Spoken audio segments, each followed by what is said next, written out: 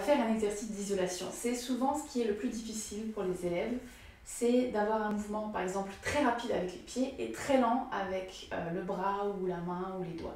C'est de séparer vraiment, c'est comme si on scindait le cerveau en deux. Il y a une partie qui se dit allez on va faire très très vite les pieds et l'autre qui va faire attends, concentre-toi sur la main, il faut que ce soit lent. Okay, on va faire justement cet exercice. Donc, on va refaire le picado que vous avez déjà vu dans les cours si vous les suivez dans l'ordre.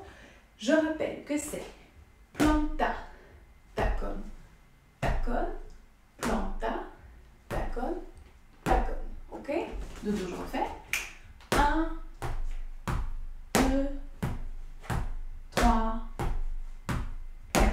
On va dire qu'on s'arrête en planta. Donc, si vous lavez lentement, vous lavez rapidement. La vitesse idéale, c'est la plus rapide pour vous.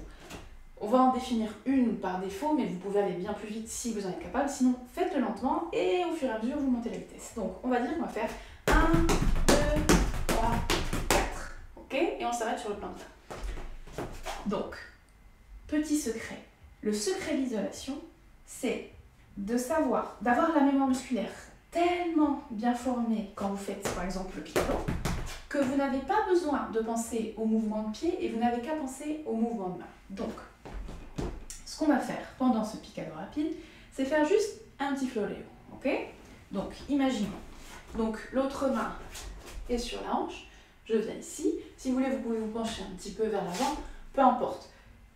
Là, je ne vais pas titiller sur la position de dos ou quoi, c'est juste travailler, se dire, là ça va vite et là ça va lentement.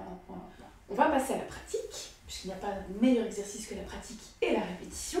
Je rappelle juste néanmoins que vous ne pouvez pas construire une maison par le toit. Vous êtes obligé d'avoir une base solide pour vous concentrer sur le haut. Donc ça n'est pas la peine de faire cet exercice si le picado, il n'est pas précis et net. C'est-à-dire, si vous n'êtes pas capable de faire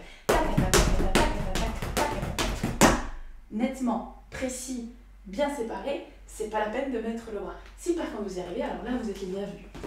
Vous n'êtes pas obligé de le faire très vite au début, le mouvement de pied. Le but, c'est de monter un petit peu en vitesse au fur et à mesure pour vous entraîner vraiment à avoir un mouvement très lent avec le bras. Je ne vais pas titiller sur la position du dos.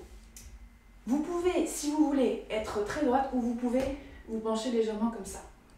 Peu m'importe. Je veux qu'on se concentre sur je vais vite avec mes pieds et là je fais 2 floréos max pendant cette série. Ok? Donc, on y va. 5, 6, 7, 8, 1, 2, 3, 4. Ok? De l'autre côté, on fait pas jaloux. 5, 6, 7, 8, 1, 2, 3, 4. Encore deux fois. 5, 6, 7, 8, 1, 2, 3, 4. 5, 6, 7, 8, 1, 2, 3, 4. Ok? Vous pouvez le répéter à l'infini et aller de plus en plus vite avec les pieds. L'essentiel, c'est d'éviter d'avoir cet effet-là.